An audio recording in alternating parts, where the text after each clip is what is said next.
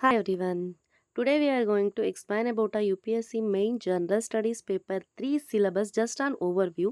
So ಇವತ್ತು ನಾವು ಈ ವಿಡಿಯೋದಲ್ಲಿ ನೋಡ್ತಾ ಇದ್ದೀವಿ U P S C main ಸಬ್ಜೆಕ್ಟ್ಸ್ಗಳಲ್ಲಿ ಒಂದಾದಂತಹ ಜನರಲ್ ಸ್ಟಡೀಸ್ 3. ಇದು ಪೇಪರ್ 4. ಸೊ ಅದು ಪೇಪರ್ 4 ಜನರಲ್ ಸ್ಟಡೀಸ್ 3. ಅದರ ಜಸ್ಟ್ ಒನ್ ಓವರ್ವ್ಯೂ, ಏನೇನು ಸಿಲೆಬಸ್ ಇದೆ. This is by U P S C union public service commission ಕಡೆಯಿಂದನೇ ಅಂದರೆ ಯು ಪಿ ಎಸ್ ಸಿ ವೆಬ್ಸೈಟಲ್ಲೇ ಅವ್ರು ಏನೇನು ಟಾಪಿಕ್ ಕೇಳಿದ್ದಾರೆ ಅನ್ನೋದ್ರ ಬಗ್ಗೆ ಮಾತ್ರ ತೊಗೊಂಡಿದ್ದೀನಿ. ಅವರು ಮೇಯ್ನ್ ಟಾಪಿಕ್ ಕೊಟ್ಟಿದ್ದಾರೆ. ಆ ಟಾಪಿಕ್ ಮೇಲೆ ಇಲ್ಲಿವರೆಗೂ ಯಾವ್ಯಾವ ರೀತಿ ಕ್ವೆಶನ್ಸ್ಗಳನ್ನ ಕೇಳಿರ್ಬೋದು ಅನ್ನೋ ಗೆಸ್ಸಿಂಗಲ್ಲಿ ಆ ಕ್ವೆಶನ್ಸ್ಗಳು ಆ ಟಾಪಿಕ್ಗಳನ್ನು ಹಾಕಿದ್ದೀನಿ ನಾನು. ಆ್ಯಸ್ ಯೂಶ್ವಲ್ ವಿಡಿಯೋ ಸ್ಟಾರ್ಟ್ ಮಾಡೋದಕ್ಕಿಂತ ಮುಂಚೆ ಯಾರಾದರೂ ಹೊಸಬ್ರಾಗಿದ್ದರೆ ಮೊದಲು ಸಬ್ಸ್ಕ್ರೈಬ್ ಮಾಡ್ಕೊಳ್ಳಿ, ಪಕ್ಕದಲ್ಲಿರೋ ಬೆಲ್ ಐಕಾನ್ನ ಕ್ಲಿಕ್ ಮಾಡಿ. ಇದರಿಂದ ನಾನು ಅಪ್ಡೇಟ್ ಮಾಡೋ ಮೊದಲನೇ ವಿಡಿಯೋ ನಿಮಗೆ ನೋಟಿಫಿಕೇಷನಲ್ಲಿ ಅಪಿಯರ್ ಆಗುತ್ತೆ. ಸೊ ಇನ್ನೂ ಮೊದಲನೇವರಾಗಿದ್ದಾರೆ, ಪ್ರಿಲಿಮ್ಸಿಂದ ಯಾವುದೇ ವಿಡಿಯೋ ಸಿಲೆಬಸ್ ಬಗ್ಗೆ ಎಲ್ಲ ವಿಡಿಯೋಸ್ನ ಮಾಡಿದ್ದೀನಿ ನಾನು. ಯಾರು ನೋಡಿಲ್ಲ, ಡಿಸ್ಕ್ರಿಪ್ಷನ್ ಬಾಕ್ಸಲ್ಲಿ ಲಿಂಕ್ ಇರುತ್ತೆ, ಕ್ಲಿಕ್ ಮಾಡಿ ನೋಡಿ. Let start our video. So GS3 general studies 3ನ ಏನೇನು ಮೇಯ್ನ್ಲಿ ಸಿಲೆಬಸ್ಗೆ ಹೋಗೋದಕ್ಕೆ ಮುಂಚೆ ಇದು ನಮ್ಮ ಪೇಪರ್ 3. ಆ್ಯಕ್ಚುಲಿ ಇದು ನಮ್ಮ ಪೇಪರ್ 4. ಇದು ನಮ್ಮ paper 4, but general studies paper 3. So 250 ಮಾರ್ಕ್ಸ್ಗೆ ಅಲೋಕೇಟ್ ಆಗಿರುತ್ತೆ. ಡಿಸ್ಕ್ರಿಪ್ಟಿವ್ MCQ ಮೈನ್ಸಲ್ಲಿ ಎಲ್ಲೂ ಕೂಡ ಯು ಪಿ ಎಸ್ ಸಿ ಮೈನ್ಸಲ್ಲಿ ನೀವು MCQ ಬರೆಯಲ್ಲ, ಎಲ್ಲ ಡಿಸ್ಕ್ರಿಪ್ಟಿವೇನೆ.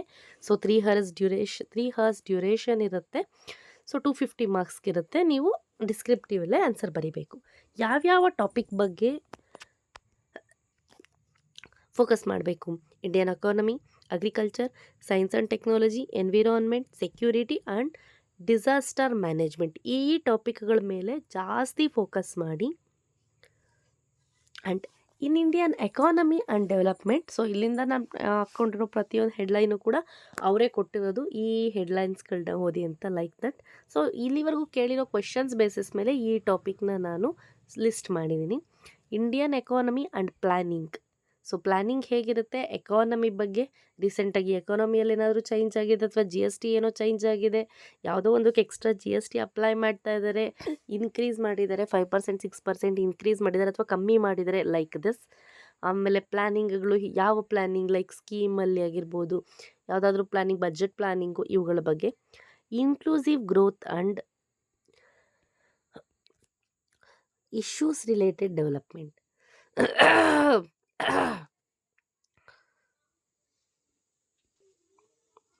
ಸಾರಿ ಫಾರ್ ದ ಡಿಸ್ಟರ್ಬೆನ್ಸ್.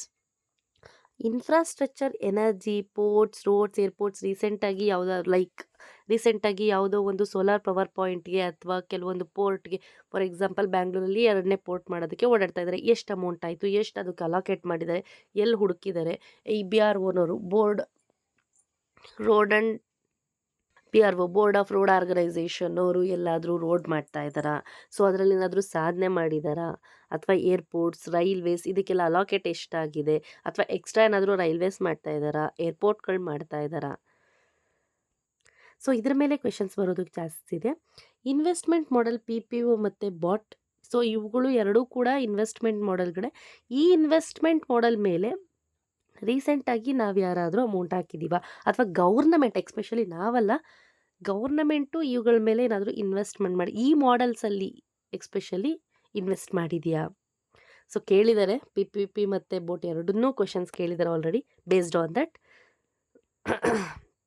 ಮತ್ತು government budgeting, economic policies, budgeting, central ಗೌರ್ಮೆಂಟಿನ ಬಜೆಟ್, ಇಂಟರಿಮ್ ಬಜೆಟ್ ಇರ್ಬೋದು, ಅಥವಾ ಮೈನ್ ಬಜೆಟ್ ಇರ್ಬೋದು, ಅಥವಾ ಕರ್ನಾಟಕ ಗೌರ್ನಮೆಂಟ್ ಬಜೆಟ್ ಇರ್ಬೋದು. ಸೊ ಕರ್ನಾಟಕ ಗೌರ್ನಮೆಂಟಿಂದೇ ಅಲ್ಲ, ಮೇಯ್ನ್ಲಿ ಸೆಂಟ್ರಲ್ ಗೌರ್ನಮೆಂಟ್. UPSCಯಲ್ಲಿ ಕೇಳೋದು ಸೆಂಟ್ರಲ್ ಗೌರ್ನಮೆಂಟ್ ಬಜೆಟನ್ನೇ. ಕರ್ನಾಟಕ ಗೌರ್ನಮೆಂಟಿನ ಕಮ್ಮಿ ಕೇಳ್ತಾರೆ.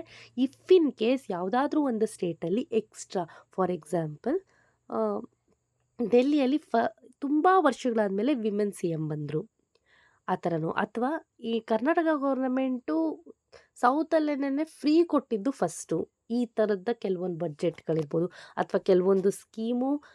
For example Madhya Pradesh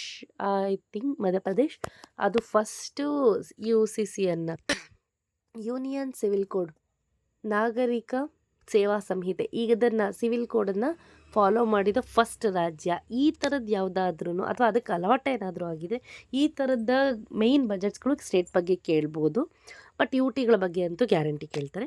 economic policies ಯಾವುದಾದ್ರೂ ಪಾಲಿಸೀಸ್ ಅಪ್ಲೈ ಆಗಿದಾವ, ಲೈಕ್ ರೀಸೆಂಟಾಗಿ ಏನಾದರೂ like most of G S T decrease ಆಗಿದೆಯಾ, ಯಾವುದಾದ್ರೂ ಅಮೌಂಟ್ ಏರಿಳಿತ ಜಾಸ್ತಿ ಆಗಿದೆಯಾ, ಎಕನಾಮಿಕಲಿ ತುಂಬ ಲಾರ್ಜ್ ಅಥವಾ ಲೈಕ್ ಡಿಫಿಷಿಯನ್ಸಿಗಳು ಜಾಸ್ತಿ ಆಗಿದೆಯಾ, ಈ ಬೇಸಿಸ್ ಮೇಲೆ ಕ್ವೆಶನ್ಸ್ ಕೇಳ್ತಾರೆ.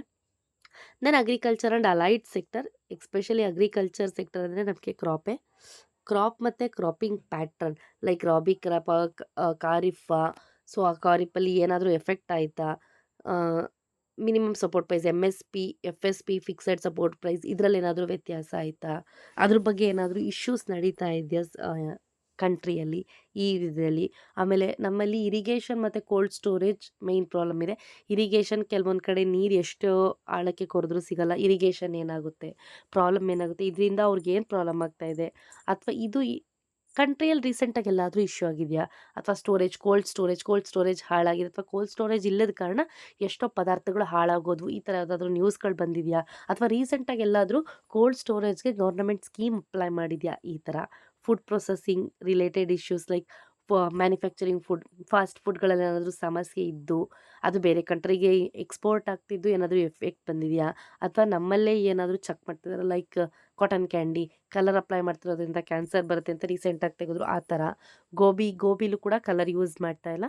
ಸೊ ಕಲರ್ ಈ ಥರ ಫುಡ್ ಪ್ರೊಸೆಸಿಂಗಲ್ಲಿ ಏನಾದರೂ ಪ್ರಾಬ್ಲಮ್ ಆಗ್ತಾ ಇದೆಯಾ, ಅದು ರಿಲೇಟೆಡ್ ಇಂಡಸ್ಟ್ರಿಗಳಲ್ಲಿ ಏನಾದರೂ ಎಫೆಕ್ಟ್ ಆಗ್ತಾ ಇದೆಯಾ, ಅಗ್ರಿಕಲ್ಚರಲ್ ಪ್ರೈಸಿಂಗ್ ನಾನು ನಿಮ್ಗಾಗಲೇ ಹೇಳಿದ್ನಲ್ಲ MSP ಮತ್ತು FSPಲಿ ಏನಾದರೂ ಪ್ರಾಬ್ಲಮ್ ಆಗ್ತಿದೆಯಾ, ಅಥವಾ ರೈತರಿಗೆ ಬರ್ತಿರುವಂತಹ ಸಬ್ಸಿಡಿಗಳಲ್ಲಿ ಹೊಸ ಸ್ಕೀಮ್ ಅಪ್ಲೈ ಮಾಡಿದಾರಾ, ಅಥವಾ ಮಾಡಿರೋ ಸ್ಕೀಮ್ ಸರಿಯಾಗಿ ಆಗ್ತಿಲ್ವಾ, ಅದರದ್ದು ಏನಾದರೂ ಇಶ್ಯೂಸ್ ಬಂದಿದೆಯಾ ಇದು. ಸೊ ಇದು ಸಪ್ರೇಟಾಗಿ ಕೊಟ್ಟಿದ್ದೀನಿ, ಯಾಕೆ ಅಂತಂದರೆ ಇದ್ರ ಮೇಲೆ ಕ್ವೆಶನ್ಸ್ನ ತುಂಬ ಸರಿ ಕೇಳಿದ್ದಾರೆ. ಒಂದೇ ಕ್ವೆಶನ್ ಅಲ್ಲ, ರಿಲೇಟೆಡ್ ಇಶ್ಯೂ 360 ಡಿಗ್ರಿ ಕೇಳಿದ್ದಾರೆ ಅಷ್ಟೇ. Minimum support price, farmer welfare schemes ಅಂತ ಇದೆ, ಇದ್ರ ಜೊತೆಗೆ FSP ಅಂತ ಓದಿದೆ, ನೆನ್ಪಿಟ್ಕೊಳ್ಳಿ. ಫಿಕ್ಸಡ್ ಸಪೋರ್ಟ್ ಪ್ರೈಸ್ ಅಂತ. ಸೊ ಮಿನಿಮಮ್ ಸಪೋರ್ಟ್ ಪ್ರೈಸು ಎಲ್ಲ ಒಂದು ರಾಬಿ ಕ್ರಾಪ್ ಇರಲಿ, ಅದು ಖಾರಿಫ್ ಕ್ರಾಪ್ ಇರಲಿ, ಎಲ್ಲ ಕ್ರಾಪ್ಗೆ ಕೊಡ್ತಾರೆ. ಲೈಕ್ ಅದು ಅವ್ರು ಲಿಸ್ಟ್ ಮಾಡಿದ್ದಾರೆ 22-23 ಲೈಕ್. ಸೊ ಅಲ್ಲಿ ಲಿಸ್ಟಲ್ಲಿರೋ ಎಲ್ಲ ಪದಾರ್ಥಗಳಿಗೆ ಎಲ್ಲ ಒಂದು ಕ್ರಾಪ್ಗೆ ಕೂಡ MSP ಕೊಡ್ತಾರೆ. ಬಟ್ ಒಂದಕ್ಕೆ ಕೊಡಲ್ಲ, ಅದು ಕಬ್ಬು, ಶುಗರ್ ಕೇನ್. ಕಬ್ಬಿಗೆ ಮಾತ್ರ FSP ಇರುತ್ತೆ. ಯಾಕೆ ಅಂದರೆ ಕಬ್ಬನ್ನು ಕಟಾವು ಮಾಡಿ 8 ದಿವಸದೊಳಗಡೆ ಅದನ್ನು ಕನ್ವರ್ಟ್ ಮಾಡಬೇಕು, ಅದರ ಜ್ಯೂಸ್ ಆಗಿ ಅಥವಾ ಶುಗರ್ ಕೇನ್ ಆಗಿ, ಶುಗರ್ ಆಗಿ ಅವ್ರಿಗೆ ಏನಕ್ಕೆ ಬೇಕು, ಅಥವಾ ಬೆಲ್ಲ, ಈ ಥರ ಏನಕ್ಕೆ ಬೇಕು ಅದಾಗಿ ಕನ್ವರ್ಟ್ ಮಾಡಿಬಿಡ್ಬೇಕು. ಇಲ್ಲ ಅಂತಂದರೆ ಕಬ್ಬಿನ ಜಲ್ಲೆ ಹಾಳಾಗೋಗ್ಬಿಡುತ್ತೆ. ಆದರೆ ಗೌರ್ನಮೆಂಟ್ ಕೈಗೆ ಹೋದರೆ ಅದು ಎಷ್ಟು ದಿವ್ಸಕ್ಕೆ ಅದು ರಿಲೀಸ್ ಆಗುತ್ತೋ ಬೇರೆ ಏನಾಗುತ್ತೋ ಹೇಳೋಕ್ಕಾಗಲ್ಲ. ಹಾಗಾಗಿ MSPಯನ್ನು ಎಲ್ಲ ಒಂದು ಕ್ರಾಪ್ಗೂ ಕೊಡ್ತಾರೆ, ಬಟ್ FSPಯನ್ನು ಕೊಡೋದು MSP ಶುಗರ್ ಕೇನ್ಗಿಲ್ಲ. ಇನ್ಸ್ಟೆಡ್ ಆಫ್ ದಟ್ FSP ಇದೆ, ಏನಂದರೆ ಫಿಕ್ಸಡ್ ಸಪೋರ್ಟ್ ಪ್ರೈಸ್ ಅಂತ. Which means for example Mandya ಜಿಲ್ಲೆಯಲ್ಲೇ ಶುಗರ್ ಕೇನ್ ಜಾಸ್ತಿ ಬೆಳೀತಾರೆ, ಅಲ್ಲೇ ಯಾವುದೋ ಒಂದು ಕಂಪ್ನಿಗೆ ಮಾರಾಟ ಮಾಡೋಕ್ಕೆ ಹೋದಾಗ ಆ ಕಂಪನಿಯವರು ಫಿಕ್ಸಡ್ ಇಷ್ಟು ಕೊಡಬೇಕು, ಅದ್ರ ಮೇಲೆ ಎಷ್ಟು ಬೇಕಾದ್ರೂ ಕೊಡಲಿ. ಫಾರ್ ಎಕ್ಸಾಂಪಲ್ ಒಂದು ಲೋಡಿಗೆ 2,500 ಕೊಡಬೇಕು, ಅದ್ರ ಮೇಲೆ ಎಷ್ಟು ಬೇಕಾದರೂ ಕೊಡಲಿ. ಜಸ್ಟ್ ನಾನು ಎಕ್ಸಾಂಪಲ್ ತೊಗೊಂಡಿದ್ದೀನಿ. ಒಂದು ಲೋಡಿಗೆ ಇಷ್ಟು ಅಮೌಂಟ್ ಅಂತ ಕೊಡಬೇಕು ಒಂದು ಲೋಡಿಗೆ, ಅದು ಫಿಕ್ಸೆಡ್ಡು, ಅದ್ರ ಮೇಲೆ ಎಷ್ಟು ಬೇಕಾದ್ರೂ ಕೊಡ್ಬೋದು, ಅದು ಒಳಗಡೆ ಹೋಗೋಂಗಿಲ್ಲ, ಲೈಕ್ ದಿಸ್. ಸೊ ಇದ್ರ ಮೇಲೆ ಕ್ವೆಶನ್ಸ್ ಕೇಳೋ ಚಾನ್ಸಸ್ ಇದೆ. Science and technology very much important point, because technology increase ಆಗ್ತಾನೇ ಇದೆ, ಎಲ್ಲಿ ಹೇಗೆ ಇನ್ಕ್ರೀಸ್ ಹೇಳೋಕ್ಕೆ ಆಗ್ತಾ ಇಲ್ಲ. ಸೊ ದಟ್ ನಾವು ರೀಸೆಂಟಾಗಿ ಎಷ್ಟೋ ಇಂಪೋರ್ಟ್ಸ್ಗಳನ್ನ ಮಾಡ್ಕೋತಾ ಇದ್ದೀವಿ, ಎಷ್ಟೋ ಎಕ್ಸ್ಪೋರ್ಟ್ಸ್ನ ಮಾಡ್ತಾ ಇದ್ದೀವಿ. So development in science and technology, Chandrayaan 3 ಆಯಿತು, 2 ಆಯಿತು, ಅದೇ ಥರ ರಷ್ಯಾದಲ್ಲಿ ಬೇರೆ ಏನೋ ನಡೀತು, ಜಾಕ್ಸಾ, ಅಥವಾ ಚೀನಾದವರು ಚೇಂಜ್ 3 ಕಳಿಸಿದ್ರು, ಚೇಂಜ್ 3 ಚಂದ್ರಯಾನ ಥರನೇ ಅವ್ರದ್ದು ಚೇಂಜ್ 3 ಅಂತ ಹೆಸರಿಟ್ಟಿದ್ದಾರೆ. ಅಥವಾ ಇನ್ನು USA ಜೊತೆ ಯಾವುದೋ ಒಂದು ಅಗ್ರಿಮೆಂಟ್ ಆಯಿತು, ಯಾವುದೋ ಒಂದು ಈ ಥರ ಕಳಿಸ್ಬೇಕು, ಸೋಲಾರ್ ಸ್ಟೇಷನ್ ಮಾಡೋಣ, ಸ್ಪೇಸ್ ಸ್ಟೇಷನ್ ಮಾಡೋಣ, ಈ ಥರ. ಸೊ ಏನೇನಾಯಿತು, ಅಥವಾ ಡಿಫೆನ್ಸಲ್ಲಿ ಏನೋ ಹೆಲ್ಪ್ ಆಯಿತು, ಸೈನ್ಸ್ ಫಾರ್ ಎಕ್ಸಾಂಪಲ್ DRDO ಯಾವುದೋ ಒಂದು ಹಗುರ ಯುದ್ಧ ವಿಮಾನನ ಲೈಕ್ ಲೈಟ್ ಕಾಂಬ್ಯಾಕ್ಟ್ ಒಂದು ಏರ್ಕ್ರಾಫ್ಟನ್ನು ಫೈಂಡ್ ಔಟ್ ಮಾಡಿದ್ದಾರೆ, ಅದು ಇಷ್ಟು ಮುಂಚೆಗಿಂತ ಇನ್ನೂ ಮೇಲೆ ಹಾರಾಟ ಮಾಡುತ್ತೆ, ಈ ಥರದ್ದಿರ್ಬೋದು. ಸೊ ಇವುಗಳೆಲ್ಲವೂ ಕೂಡ ನಮಗೆ ಸೈನ್ಸ್ ಆ್ಯಂಡ್ ಟೆಕ್ನಾಲಜಿಲೇ ಬರುತ್ತೆ. ಸ್ವಲ್ಪ ಟಫ್ ಇರುತ್ತೆ, ಯಾಕಂದರೆ ಪ್ರತಿದಿನ ಟೆಕ್ನಾಲಜಿ ಇನ್ಕ್ರೀಸ್ ಆಗ್ತಾನೆ ಇರುತ್ತೆ, ಫಿಕ್ಸೆಡ್ ಇರಲ್ಲ. ಹಾಗಾಗಿ ವಿತ್ ಕರೆಂಟ್ ಅಫೇರ್ಸ್ ಇದನ್ನು ಓದಿ. And Indian achievements, so recent Indian achievement Chandrayaan is the biggest. So Chandrayaan ಕೂಡ ನಮ್ಮ ಒಂದು ದೊಡ್ಡ ಅಚೀವ್ಮೆಂಟೇ. ಅದು ಸ್ಪೇಸ್ ಸ್ಟ್ರೀಮಲ್ಲಿ ಆಗಿರ್ಬೋದು, ಕೆಲವೊಂದು IT ಯಲ್ಲೂ ಆಗಿದೆ. ವೈ ಬಿಕಾಸ್ ರೋಬೋಟಿಕ್ಸ್ ಇದನ್ನು ನಾವು ಕೂಡ ತೊಗೊಂಡು ಬಂದಿದ್ದೀವಿ. AI ಕೆಲವೊಂದು ಮಾಡೆಲ್ಸ್ಗಳನ್ನ ನಾವು ತೊಗೊಂಡು ಬಂದಿದ್ದೀವಿ, ಇಂಪ್ಲಿಮೆಂಟ್ ಮಾಡಿದ್ದೀವಿ ಆ ಥರ. Then biotechnology and its applications, like ಯಾವುದೋ ಎರಡು ಜೆನೆಟಿಕ್ಸ್ ಬಗ್ಗೆನೋ ಅಥವಾ ಬಯೋಟೆಕ್ನಾಲಜಿ ಬಗ್ಗೆನೋ ಬೇರೇನೋ ಇವುಗಳ ಬಗ್ಗೆನೋ ಬಯೋ ಬಗ್ಗೆ ಅದರನ್ನ ಟೆಕ್ನಾಲಜಿ ಯೂಸ್ ಅದು ಮಾತ್ರ ಅದ್ರ ಅಪ್ಲಿಕೇಶನ್ಸ್ಗಳ ಬಗ್ಗೆ ಹೈಬ್ರಿಡ್ಗಳ ಬಗ್ಗೆ ಏನೋ ರಿಸರ್ಚ್ ಮಾಡಿದ್ದಾರೆ ಆ ಥರದ್ದಿರ್ಬೋದು. Then AI robotics and cyber security, indigenisation of technology and R&D ಅಂದರೆ ರಿಸರ್ಚ್ ಆ್ಯಂಡ್ ಡೆವಲಪ್ಮೆಂಟ್. ಸೊ ಟೆಕ್ನಾಲಜಿಯಲ್ಲಿ ರೀಸೆಂಟಾಗಿ ಏನೇನು ರಿಸರ್ಚ್ ಆಗ್ತಾಯಿದೆ, ಡೆವಲಪ್ಮೆಂಟ್ ಆಗ್ತಾಯಿದೆ ಅದ್ರ ಬಗ್ಗೆ. Environment and disaster management. So ಎರಡೂ ಕೂಡ ಅಂಟ್ಕೊಂಡಿರೋ ಪದಗಳು. ಎನ್ವಿರಾನ್ಮೆಂಟಲ್ ಡಿಸಾಸ್ಟರ್ ಲೈಕ್ ಅರ್ಥಕ್ವೇಕ್ ಇರ್ಬೋದು, ಇವುಗಳು ಬರೋಕ್ಕೆ ಮುಂಚೆ ಪ್ರಿಕಾಷನ್ಸು ಕೆಲವೊಂದು ತೊಗೊಳ್ಬೋದು, ಬಟ್ ಕೆಲವೊಂದು ತೊಗೊಂಡ್ರೂ ಆಗಲ್ಲ. ಆ್ಯಂಡ್ ಅದು ಬಂದು ಹೋದ್ಮೇಲೆ ಹೇಗೆಲ್ಲ ನಾವು ಕ್ಯೂರ್ ಮಾಡ್ಕೋತೀವಿ, that is also very much important. So ಅದೇ ಥರನೇ ಎನ್ವಿರಾನ್ಮೆಂಟಲ್ ಕನ್ಸರ್ವೇಷನ್ ಪಾಲಿಸೀಸ್ ಏನೇನು ತೊಗೊಂಡಿದ್ದಾರೆ. ಫಾರ್ ಎಕ್ಸಾಂಪಲ್ ರೀಸೆಂಟಾಗಿ ಇಂಡೋನೇಷ್ಯಾದಲ್ಲಿನೋ ಅರ್ಥಕ್ವೇಕ್ ವಾಲ್ಕೆನೋ ಅಥವಾ ಜಪಾನಲ್ಲಿ ಅರ್ಥಕ್ವೇಕ್ ಆಯಿತು. ಸೊ ಅವರು ನಾವೇ ಎಷ್ಟೋ ಸರಿ ಪೇಪರಲ್ಲಿ ಒಂದು ಮಾತಾಡ್ಕೊಂಡಿರ್ತೀವಿ, ಲೈಕ್ ಎಷ್ಟು ಬೇಗ ರಿಕವರ್ ಮಾಡ್ಕೊಂಡ್ಬಿಟ್ರು ಅವರು. ಲೈಕ್ ದಿಸ್ ಅದನ್ನು ರಿಕವರ್ ಮಾಡೋಕ್ಕೆ ಅವ್ರು ಏನು ಯೂಸ್ ಮಾಡ್ತಾಯಿದ್ದಾರೆ, ಏನೇನು ಪಾಲಿಸೀಸ್ ಯೂಸ್ ಮಾಡ್ತಾ ಇದ್ದಾರೆ.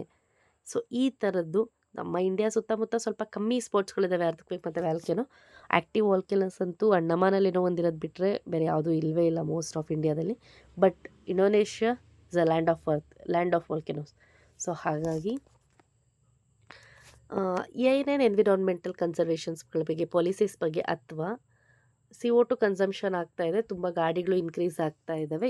ಈ ರೀಸನ್ಗೋಸ್ಕರ ನಾವು COP ಕೋಆರ್ಡಿನೇಷನ್ ಆಫ್ ಪಾರ್ಟಿಸಿಪೇಷನ್ ಅಂತ ಒಂದು ಮೀಟಿಂಗ್ ಕೂಡ ಮಾಡ್ತೀವಿ ಪ್ರತಿ ವರ್ಷ. ಅದ್ರ ಮೀಟಿಂಗ್ ಕೂಡ ಕೆಲವೊಂದು ದೇಶಗಳು ಅಗ್ರಿಮೆಂಟ್ ತೊಗೊಳ್ತವೆ. ಸೊ ನಾನು ನೆಕ್ಸ್ಟ್ ವರ್ಷದ ಇಷ್ಟು ಕಮ್ಮಿ ಮಾಡ್ತೀನಿ ಅಂತ. ಸೊ ಈ ಥರದ್ದು ಕನ್ಸರ್ವೇಷನ್ಸ್ಗಳು ಏನಾಗಿರ್ಬೋದು, ಅಥವಾ ಇದರಲ್ಲಿ ನಮಗೆ ರಾಮ್ಸಾರ ಸೈಟ್ಸ್ಗಳು, ಯುನೆಸ್ಕೋ ಹೆರಿಟೇಜ್ ಸೈಟು ಎಲ್ಲ ಆ್ಯಡ್ ಆಗುತ್ತೆ. ಸೊ ಚೆನ್ನಾಗಿ ನೋಡ್ಕೊಳ್ಳಿ. Climate change, global warming very much important. So climate ಚೇಂಜಿಂದ ಏನೇನಾಗ್ತಾ ಇದೆ, ಮೇಯ್ನ್ಲಿ ಗ್ಲೋಬಲ್ ವಾರ್ಮಿಂಗ್ ಆಗ್ತಾಯಿದೆ. ಗ್ಲೋಬಲ್ ವಾರ್ಮಿಂದ ಏನೇನು ಸಮಸ್ಯೆಗಳಾಗ್ತಾ ಇದೆ, ಮಳೆ ಬರಬೇಕಾದ ಟೈಮಿಗೆ ಬರ್ತಾ ಇಲ್ಲ, ಬರಬಾರ್ದು ಟೈಮಲ್ಲಿ ಬರ್ತಾ ಇದೆ, ಈ ಥರ ತುಂಬ. Pollution control and sustainable development. Pollution control ನಮ್ಮ ಇಂಡಿಯಾದಲ್ಲಿ pollution control is very biggest challenge. And sustainable development, so pollution control ಮಾಡೋದು ಕಷ್ಟನೇ, ಅದನ್ನು ಕರೆಕ್ಟಾಗಿ ಮಾಡಿದ್ದನ್ನು ಡೆವಲಪ್ಮೆಂಟ್ ಮಾಡೋದಾಗಲಿ ಅಥವಾ ಸಸ್ಟೈನಬಲಿ ಡೆವಲಪ್ಮೆಂಟ್ ಮಾಡೋದಾಗಲಿ ಕಷ್ಟನೇ. ವೈ ಬಿಕಾಸ್ ನಮ್ಮಲ್ಲಿ India is a largest democracy in all over the world. So ನಾವು ಆಲ್ಮೋಸ್ಟ್ 145 crores ದಾಟ್ ಹೋಗ್ಬಿಟ್ಟಿದ್ದೀವಿ ಆಲ್ರೆಡಿ. ಸೊ ನಾವು ಲಾರ್ಜೆಸ್ಟ್ ಡೆಮೋಕ್ರಸಿ ಇದ್ದೀವಿ, ಜನ ಜಾಸ್ತಿ, ಹಾಗೆ ಗಾಡಿಗಳು ಜಾಸ್ತಿ, ಆಬ್ವಿಯಸ್ಲಿ ಪೊಲ್ಯೂಷನ್ ಕೂಡ ಜಾಸ್ತಿ. ಸೊ ನಮ್ಮಲ್ಲಿ ಅದ್ರ ಬಗ್ಗೆ ಪ್ರಿಕಾಷನ್ ತೊಗೊಳ್ಳೋರು ತುಂಬ ಕಮ್ಮಿ ಜನ, ಹಾಗಾಗಿ ಅದ್ರ ಬಗ್ಗೆ ಅದು ಆಬ್ವಿಯಸ್ಲಿ ಪೊಲ್ಯೂಷನ್ ಕಂಟ್ರೋಲ್. ಸೊ ನಾವೆಲ್ಲ ಓದಿರ್ತೀವಿ most of Delhi is a very highly polluted city ಅಂತ ಓದ್ತೀವಿ, ಇನ್ನೊಬ್ರಿಗೆ ಹೇಳ್ತೀವಿ, ಬಟ್ ನಾವೇ ಮರೆತು ಬಿಡ್ತೀವಿ. And come back to our topic, disaster management, especially waste, electric waste ಆಗಿರ್ಬೋದು, ಮೆಡಿಕಲ್ ವೇಸ್ಟ್ ಆಗಿರ್ಬೋದು, ಅಥವಾ ನಾರ್ಮಲ್ ವೇಸ್ಟೇಜಸ್, ಇವುಗಳನ್ನೆಲ್ಲ ಹೆಂಗೆ ಡಂಪ್ ಮಾಡೋದು, ಇವುಗಳ ಪ್ರಿವೆನ್ಷನ್ ಏನು, ಲೈಕ್ ಇದರ ಯಾಕಂದರೆ normal waste is okay, but what about medical waste and electrical waste, ಈ ವೇಸ್ಟ್ ಮತ್ತು ವೇಸ್ಟ್ ಇವೆರಡೂ ಕೂಡ ತುಂಬ ಹಾರ್ಮ್ಫುಲ್. ಸ್ಟಿಲ್ ಅದರ ಬಗ್ಗೆ ಅಥವಾ ಡಿಸಾಸ್ಟರ್, ಈಗ ವಾಲ್ಕೆನೋ ಬಂದುಬಿಟ್ಟಿರುತ್ತೆ ಅಥವಾ ಅರ್ಥಕ್ವೇಕ್ ಆಗಿರುತ್ತೆ, ಅದರಿಂದ ತುಂಬ ಸಮಸ್ಯೆಗಳಿರುತ್ತೆ. ಪ್ರಿವೆನ್ಷನ್ ಏನು, ಸೊ ಅದನ್ನು ಹೇಗೆ ಕೋಪಪ್ ಮಾಡಬೇಕು, like this. And last, natural disaster management framework. ಇದು NDMF.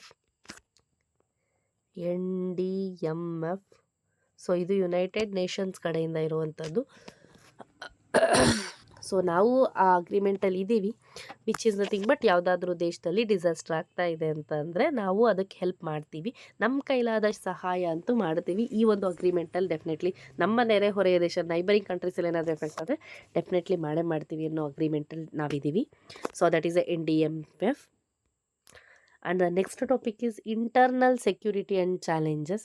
So role of external state and non state actors, like ಈಗ ಮಣಿಪುರ ಅದರಲ್ಲಿ ಇಂಟರ್ನಲ್ ಪ್ರಾಬ್ಲಮ್ಸ್ ಇದ್ದಾವೆ ಮಣಿಪುರದಲ್ಲಿ ಆಲ್ರೆಡಿ. ಸ್ಟಿಲ್ ಬಾರ್ಡ್ರಲ್ಲಿ ನಿಂತ್ಕೊಂಡು ಚೈನಾ ತುಂಬ ಒಳ್ಳೆ ಕೆಲಸ ಮಾಡ್ತಾಯಿದೆ. ಆ ಕಡೆಯಿಂದ ಈ ಕಡೆ ಮೂವ್ ಅರುಣಾಚಲ್ ಪ್ರದೇಶ್, ಎಸ್ಪೆಷಲಿ ಅರುಣಾಚಲ್ ಪ್ರದೇಶಕ್ಕಂತೂ ಚೈನಾದವ್ರು ಆ ಸ್ಟ್ರೀಟ್, ಅರುಣಾಚಲ್ ಪ್ರದೇಶ್ ಇಂಡಿಯಾದು, ಸ್ಟಿಲ್ ಆ ಸ್ಟ್ರೀಟ್ಗೆಲ್ಲ ಚೈನಾ ಹೆಸರಿಟ್ಕೊಂಡ್ಬಿಟ್ಟಿದ್ದಾರೆ.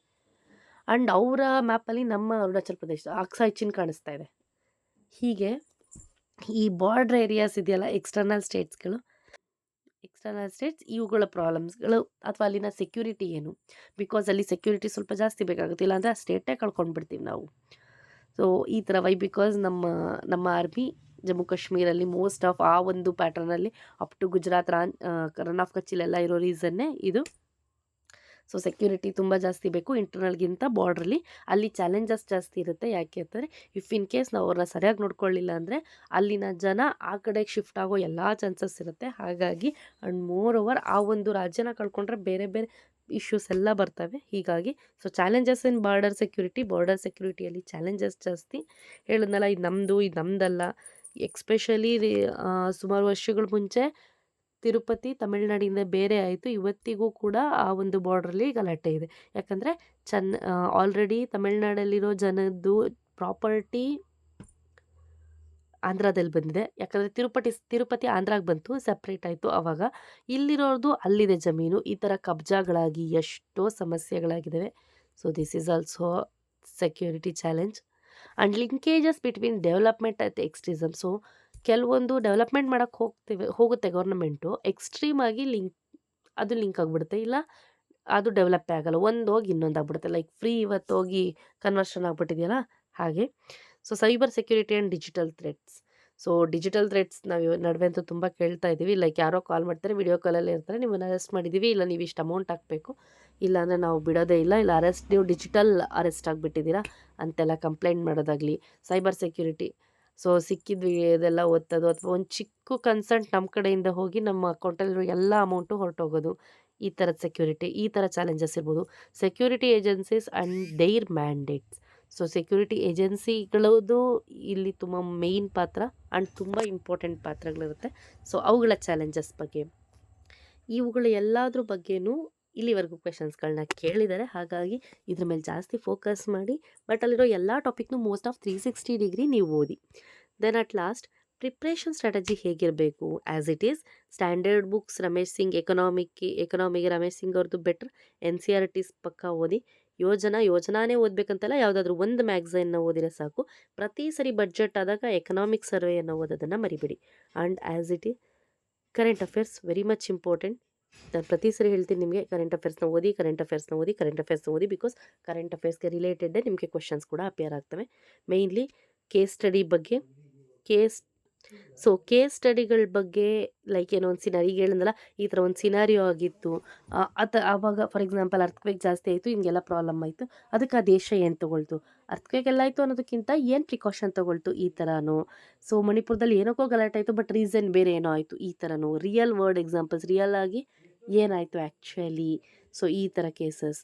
ಸೊ ಇವುಗಳೆಲ್ಲದು ಕೂಡ preparation strategy. And the most important is mock test and answer writing practice. So mock ಟೆಸ್ಟ್ಗಳನ್ನ ತೊಗೊಳ್ಳಿ, ಆನ್ಸರ್ ರೈಟ್ ಪ್ರಾಕ್ಟೀಸ್ ಮಾಡಿ. ಬಿಕಾಸ್ ನಿಮ್ಮ ತಲೆಯಲ್ಲಿರೋ ಇನ್ಫಾರ್ಮೇಷನ್ನ ನಿಮಗೆ ಬರೆಯೋದಕ್ಕೆ ಬರಬೇಕು. ಒಳ್ಳೆ ವರ್ಡ್ಸ್ಗಳನ್ನ ಹಾಕಿ, ವೆರಿ ಬ್ಯೂಟಿಫುಲ್ ವರ್ಡ್ಸ್ಗಳನ್ನ ಹಾಕಿ, ಅರ್ಥಗರ್ಭಿತವಾಗಿ, ವೆರಿ ಮೀನಿಂಗ್ಫುಲ್ಲಾಗಿ ನೀವು ಡಿಸ್ಕ್ರಿಪ್ಟಿವ್ನ ಬರೀಬೇಕು. ಬಿಕಾಸ್ ತಲೆಯಲ್ಲಿ ಏನೂ ನಾಲೆಡ್ಜ್ ಇಲ್ಲದೇ ನೀವು ಡಿಸ್ಕ್ರಿಪ್ಟಿವ್ನ ಬರೆಯೋದಕ್ಕಾಗಲ್ಲ. ಹಾಗಾಗಿ ಮಾಕ್ ಟೆಸ್ಟ್ಗಳನ್ನ ತೊಗೊಳ್ಳಿ, ಆನ್ಸರ್ ರೈಟಿಂಗ್ನ ಪ್ರಾಕ್ಟೀಸ್ ಮಾಡಿ. Otherwise you can't. ಸೊ ಎಲ್ಲ ಕೊನೆಯಲ್ಲೇ ಆಗುತ್ತೆ ಅಂದರೆ ಖಂಡಿತ ಕೊನೆಯಲ್ಲಾಗಲ್ಲ. ದ ಲಾಸ್ಟ್ ಕನ್ಕ್ಲೂಷನ್ ಈಸ್, ಇದು GS3 paper and very dynamic and request conceptual clarity and analytical skill. Because ನಿಮ್ಮ conceptual economically especially without example ನಿಮಗೆ ಕಾನ್ಸೆಪ್ಟ್ ಅರ್ಥ ಆಗಲ್ಲ. ಎಕ್ಸಾಂಪಲ್ ಅರ್ಥ ಆಗಿರುತ್ತೆ, ಬಟ್ ಎಕ್ಸಾಂಪಲ್ ನೆನಪಾಗುತ್ತೆ, ಕಾನ್ಸೆಪ್ಟ್ ನೆನಪಾಗಲ್ಲ. ಈ ಥರ ಸಮಸ್ಯೆಗಳಿರ್ತವೆ. ಹಾಗಾಗಿ ನಿಮ್ಮ ಕಾನ್ಸೆಪ್ಚುಯಲ್ ಸ್ಕಿಲ್ ಎಷ್ಟಿದೆ, ಅನಾಲಿಟಿಕಲ್ ಸ್ಕಿಲ್ ಎಷ್ಟಿದೆ, ಆ್ಯಂಡ್ ಎಕನಾಮಿಕ್ ಬಗ್ಗೆ ಎಷ್ಟು ಅಪ್ಡೇಟ್ ಇದ್ದೀರಾ, ಎನ್ವಿರಾನ್ಮೆಂಟಲ್ ಬಗ್ಗೆ ಎಷ್ಟು ಅಪ್ಡೇಟ್ ಇದ್ದೀರಾ, ಸೆಕ್ಯೂರಿಟಿ ಇಶ್ಯೂ ಇಂಡಿಯಾದಲ್ಲಿ ಎಲ್ಲೆಲ್ಲಿ ಏನೇನು ನಡೀತವೆ. ಬಿಕಾಸ್ ಎಷ್ಟೋ ಮೋಸ್ಟ್ ಯುಟಿಗಳಲ್ಲಿ ಒಬ್ಬ IAS ಆಫೀಸರ್ ಯಾರು UPSC ಮುಗಿಸ್ಕೊಂಡು ಹೋಗ್ತಾರೆ, ಅವರೇ ಅಲ್ಲಿ ಲೆಫ್ಟಿನೆಂಟ್ ಗವರ್ನರ್ ಆಗಿಬಿಟ್ಟಿರ್ತಾರೆ. ಸೊ ಲೆಫ್ಟಿನೆಂಟ್ ಗವರ್ನರ್ ಇದ್ದ ಜಾಗದಲ್ಲಿ CM ಕೂಡ ಇರಲ್ಲ, ಅವ್ರೇನು ಹೇಳ್ತಾರೋ ಅದೇ ರೂಲ್. ಹಾಗಾಗಿ consistent revision and answer writing are the key to success. So last ಪಾಯಿಂಟ್ನ ಜಾಸ್ತಿ ತಲೆಯಲ್ಲಿ ಇಟ್ಕೊಳ್ಳಿ, ಇಂಪಾರ್ಟೆಂಟ್. ಲಾಸ್ಟಲ್ಲಿ ಹೇಳಿದಂತ ಮರೆತು ಬಿಡಬೇಡಿ. And at last thank you so much. If you have any doubt please use the comment box. So ನಿಮ್ಗೆ ಏನಾದರೂ ಡೌಟ್ ಇದ್ದರೆ ಕಮೆಂಟ್ಸ್ ಬಾಕ್ಸ್ನ ಯೂಸ್ ಮಾಡಿ. ಕಮೆಂಟ್ಸ್ ಬಾಕ್ಸ್ನಿಂದ ನಿಮ್ಮ ಸಮಸ್ಯೆಗಳಿಗೆ ಡೆಫಿನೆಟ್ಲಿ ನಾನು ರಿಪ್ಲೈ ಮಾಡೇ ಮಾಡ್ತೀನಿ. ಆ್ಯಂಡ್ ಅಟ್ ಲಾಸ್ಟ್ ಇದಕ್ಕೆ ಮುಂಚೆ GS1 general studies 1 paper A, B, paper 1, 2, 3 ಎಲ್ಲಾದರೂ ವಿಡಿಯೋನು ಮಾಡಿದ್ದೀನಿ ನಾನು, ಸಿಲೆಬಸ್ನ ವಿಡಿಯೋ. ಯಾರು ನೋಡಿಲ್ಲ ಹೋಗಿ ನೋಡ್ಕೊಂಡು ಬನ್ನಿ. ಲಿಂಕು ಡಿಸ್ಕ್ರಿಪ್ಷನಲ್ಲಿ ಬಾಕ್ಸಲ್ಲಿರುತ್ತೆ.